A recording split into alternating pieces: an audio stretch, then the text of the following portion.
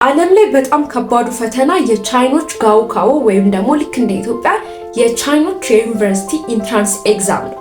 እንግዲህ ለዚህ ፈተና በየአመቱ ከ8 ሚሊዮን በላይ ተማሪዎች ይፈተናሉ። ፈተናው ልክ እንደ ኢትዮጵያ ጁን አካባቢ ላይ ነው የሚሰጠው። ለዚህ ፈተና ሲባል መንገዶች ይዘጋሉ ለ3 ቀናት ያክል፣ ኢቨን በረራ ይቆማል እነሱ እንዲስተርላ ለማድረግ ሲባል ማለት ነው። እንግዲህ ተማሪዎቹ ለዚህ ፈተና አመቱ ሙሉ ሲያጠኑ ሲዘጋጁ ይቆያሉ። በየቀኑ ከ14 ከ15 ሰዓታት በላይ ያነባሉ። ጠዋት 11 ተኩል ይነሱና እስከ ቀን 8 ሰዓት 9 ሰዓት ድረስ ይማራሉ። ከዛም በኋላ ክራም ስኩላቸውን እስከ 3 ሰዓት እስከ 2 ሰዓት ይቀጥላሉ። ከዛ በኋላ ቤት ተመልሰው በልተው አጠኑ ያድራሉ። ከዛ ይተኛሉ። ለ5 ለ6 ሰዓታት ያክል ብቻ ነው እንግዲህ የሚተኙት። እንደዚህ አይነት ሰዓታት ይተኙና ተመልሰው ይህን ሩቲን በየቀኑ ለአመት ያክል ፈተናውን ተፈትነው እስኪጨርሱ ድረስ ያደርጋሉ ማለት ነው። ፈተናውን ሲጨርሱ እንግዲህ በዚህ መልኩ ነው ደስታቸውን የሚገልጹት። ፈተናዎቻቸውን ይበታትናሉ፣ ይጥላሉ ማለት ነው። ግን ይህን ሁሉ ድረስ ለመድረስ የሚያሳልፉት በጣም ትልቅ የዴዲኬትድ የሆነ ረጅም ሰዓታት ያጠኑ፣ ኢቨን ሴቶች ፔሪዳቸውን ለፈተናው ዝግጅትና ለፈተናው ቀን ሌት ያደርጋሉ ማለት ነው። እንግዲህ በዚህ መልኩ ቻይኖች ለፈተናቸው ይዘጋጃሉ።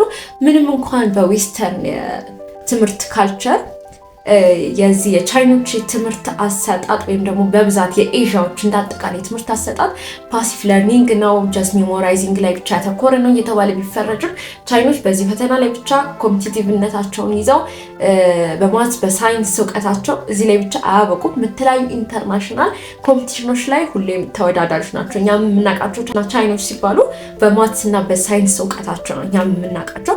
ከዚህ ባሻገር ደግሞ ቻይኖች ሲባሉ ሁል ጊዜ የሚነሳው የነሱ ዴዲኬሽን ጥረት ወይም ደግሞ የስራ ባህል ነው ማለት ነው። እንዲሁም አንድ የቻይኖች አባባል አላቸው፣ ቺነንግ ቡዦ ይላሉ። እንግዲህ ፕሮናንሴሽኑንም ምንንም ልክ ላልሆን ይችላል ምን ማለት ነው፣ ግን ኢንቴሊጀንስ ካን ሜክ አፕ ፎር ዘ ላክ ኦፍ ታለንት ማለት ነው። ታለንት ይልቅ ሃርድ ወርክ ታለንትን ቢት ያደርጋል የሚል ብዙ ጊዜ የሚጠቀሙት አባባል አላቸው። ለዛም ብዙዎች ለረጅም ሰዓታት ያነባሉ። ግን ማንበብ ብቻ ሳይሆን የተለያየ ሜትድን ይጠቀማሉ። እንግዲህ በዛሬ ቪዲዮ የምነግራችሁ 6 ሜትዶችን እነዚህ ቻይኖች ለፈተናቸው የሚዘጋጁበትን የሚያጠኑበትን እንደዚህ በሳይንስ በማስ ኮምፒቲቲቭ ያደረጋቸውን የሚያጠኑበትን መንገድ ነው የምነግራችሁ። እነዚህ መንገዶች እንግዲህ እስከዛሬ ከሰማችኋቸው ጀስት አክቲቭ ሪኮል ኦር ፖሞዶሮ ቴክኒክ ምናምን ከሚባሉ ቤዚክ የሆኑ የአጠናን ስልቶች በጣም ለየት ያሉ ናቸው ማለት ነው። ሶ እንጀምር። ሄይ ጋይስ እንዴት ናችሁ? ሱዛን ነኝ ዮር ስተዲ ቤስቲ። እንዴት ናችሁ? እንግዲህ ዛሬ በጣም ቆይቼ ተመልሻለሁ። ስለዚህ ኮሜንት ላይ ገብታችሁ ሞቅ ሞቅ አድርጉት። ወደ ቪዲዮ። የመጀመሪያው ቻይኖችን በማትስ እና በሳይንስ በጣም ጎበዝ እንዲሆኑ ያደረጋቸው ፎከስ ኦን ፈንዳሜንታልስ የሚባለው ስትራቴጂያቸው ነው ማለት ነው። እንግዲህ ብዙ ጊዜ ተማሪዎች አንድ ቶፒክ ልንማር እንችላለን። እሱም ቶፒክ ስንማር ሁላችንም እዛ ውስጥ ያለን ተማሪዎች እኩል ነው የተማርነው፣ ገብተን እኩል ልናጠና እንችላለን። ግን ስቲል ጎበዝ ተማሪ የምንላቸው ተማሪዎች እኛን ይበልጡናል። ይህንን ከዛ ምን እንላለን? ውይ አጥንቼ እንላለን። ይህንን ቶፒክ አጥንታችሁት ሊሆን ይችላል። ግን ምንድነው ቤዛችሁ ጠንካራ ካልሆነ ተያይዞ ስለሆነ ትምህርት ያለው ይሄኛውን የፈለገ ብታጠኑት የፈለገ ቢገባችሁ ፋንዳሜንታል ነገሮች ላይ ገና ከሆናችሁ መስራት ያቅታችኋል ማለት ነው። ስለዚህ ለዛም ነው በየቀኑ የቻይና የኤዥያ ተማሪዎች በየቀኑ ፕራክቲስ የሚያደርጉት በየቀኑ ፋንዳሜንታል ኮንሰፕቶችን አንደርስታንድ ለማድረግ የሚሞክሩት ማለት ነው። ፋንዳሜንታል ኮንሰፕት ሲባል በጣም ትልቅ ነገር አይደለም። ማትስ ከሆነ ለምሳሌ ማባዛት፣ ማካፈል፣ መደመር፣ መቀነስ ነው። እንዴት ኢዚሊ ቁጥሮችን መደመር እንችላለን። ኦፍኮርስ መደመር ማይችል ተማሪ ላይኖር ይችላል። ለምሳሌ 12ኛ ክፍል ብንሆን ሁሉም ተማሪ መደመር፣ መቀነስ፣ ማባዛት፣ ማካፈል ይችላል። ግን የፍጥነት ነገራችን ይለያያል። አንዱ ተማሪ መደመር በጣም ትልቅ ቁጥሮችን በአንድ ጊዜ የመደመር አቢሊቲ ሊኖር ይችላል። አንዳንድ ተማሪዎች ደግሞ በጣም ቀስ ብለን ነው የምንደምረው እና 10 ጊዜ ፕራክቲስ ያደረጋችሁ ፋንዳሜንታል ነገሮች እንደዚህ ጀስት መደመር፣ ማባዛት፣ ማካፈል የሚባሉ ነገሮችን እንኳን በደንብ ፕራክቲስ ባደረጋችሁና ባወቃችኋቸው ቁጥር እናንተ አይምሯችሁን ፍሌክሲብል ታደርጉታላችሁ። እዛ ነገር በደንብ አንደርስታንድ ሲያደርግ ቀጣይ የምትማሩት ትምህርት እየቀለላችሁ ይመጣል ማለት ነው። ምክንያቱም ቤት ስትሰሩ ቤዝመንቱ ሼክ የሚያደርግ ከሆነ the whole house ሼክ ያደርጋል። ቤዝመንቱን በደንብ አድርጋችሁ ከሰራችሁት ግን ሙሉ ቤቱ ቆንጆ ሆኖ ይቆማል ማለት ነው። ለዚህ ሁል ጊዜ ፋንዳሜንታል ነገሮች ላይ ፎከስ ማድረግ አለባችሁ።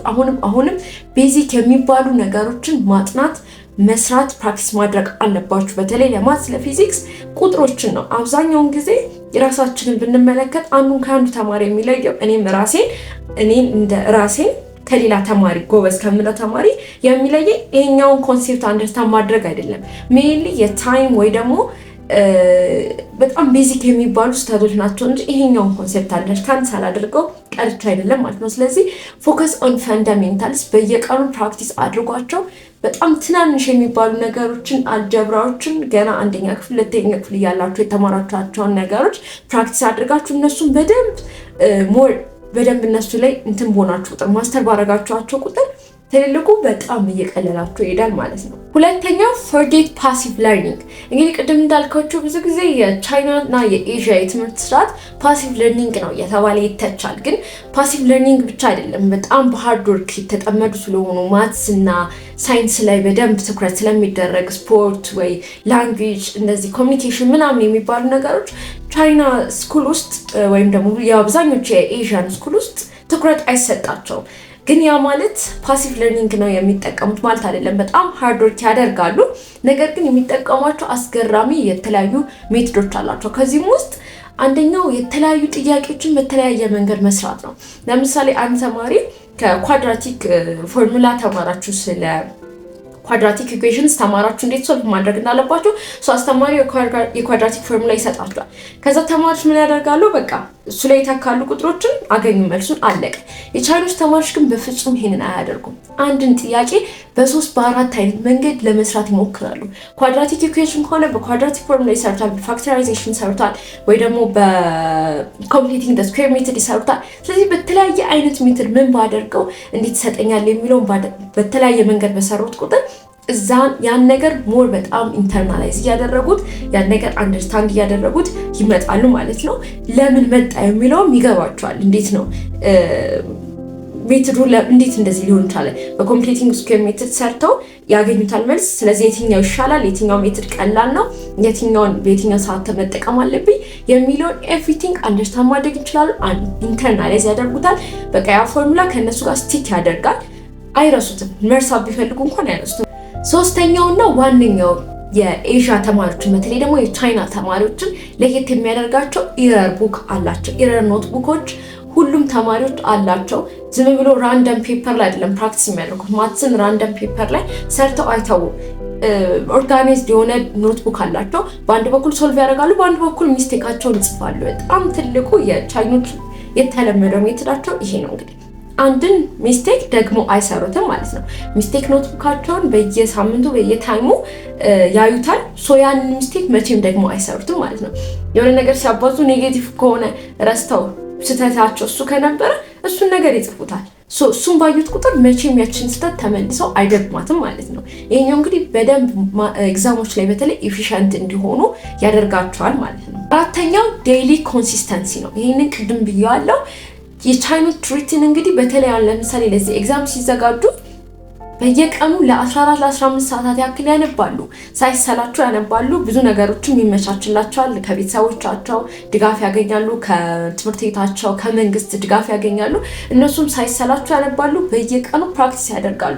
ለምሳሌ ማትስ ከሆነ በየቀኑ 20 ደቂቃም ፕራክቲስ ማድረግ ፈተና ሲደርስ ለ2 ሰዓት ከማንበብ ይልቅ የተሻለ ነው ብለው ያምናሉ። ስለዚህ ዴይሊ ኮንሲስተንሲ አላቸው። ሁሉ ጊዜ ፕራክቲስ ያደርጋሉ። ያ ደግሞ ያን ነገር መቼም እንዳይረሱት አእምሯቸው ውስጥ እንዲቀር ያደርግላቸዋል ማለት ነው። አምስተኛው ሜሞራይዝ አፍተር አንደርስታንዲንግ ነው።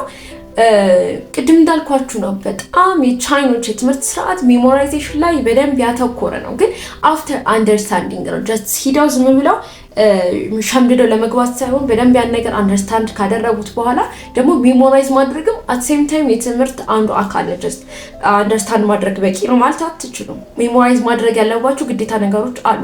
ፋክቶች ሊሆኑ ይችላሉ። በተለይ እንደ ሂስትሪ እንደ ባዮሎጂ ኤግዛም ሲሆን ሜሞራይዜሽን በጣም ግዴታ ነው። ስለዚህ አንደርስታንድ ማድረጋችሁ ብቻ በቂ አይደለም። ቃሎቹን ማወቅ አለባችሁ፣ መያዝ አለባችሁ። ስለዚህ ከዚህ ጋር አያይዞ የሚጠቀሙ ደግሞ ስድስተኛው ሜትድ ስፔስድ ሪፒቲሽን ነው ማለት ነው። ስለዚህ በስፔስድ ሪፒቲሽን እየደጋገሙ ያን ነገር ሜሞራይዝ ለማድረግ ይሞክራሉ። ስፔስድ ሪፒቲሽን እንደሚጠቅመው እናንተ ዛሬ አይታችሁ ከዛ ከ3 ቀን በኋላ ያን ነገር የምትደግሙት ከሆነ አይምሯችሁ ወደ ሎንግ ተርም ሜሞሪ እየቀየረው ይሄዳል ያን ነገር ማለት ነው። ሶ አትረሱትም ያን ነገር ጠፋብኝ ኤግዛም ውስጥ ስገባ ጠፋብኝ አትሉ ማለት ነው። ሶ እነዚህ 6 ሜቶዶች የቻይኖች ተማሪዎች የሚጠቀሟቸው በጣም ለየት ያሉ እና ኢምፖርታንት የሆኑ ሜቶዶች ናቸው። አይ ሆፕ ተጠቅማችኋቸው ለውጥ እንደሚያመጡላችሁ ማለት ነው። ስፔሻሊ የኔ ፌቨራይት የሆነው ፈንዳሜንታልስ ኤንድ ፎርጌት ፓሲቭ ለርኒንግ ወይም ደግሞ በተለያየ ሜትድ ጥያቄዎች መስራት የሚሉት ናቸው ማለት ነው። ሶ እናንተ የትኛው ተመቻችሁ? የእናንተንም ሀሳብ ሼር አድርጉኝ። እንግዲህ በተለያየ ቪዲዮ ለመምጣት ሞክራለሁ። እናንተም በሚጠቅሙ የተለያዩ ቲፖችን ይዤላችሁ ለመምጣት ሞክራለሁ። ቴንክ ዩ ባይ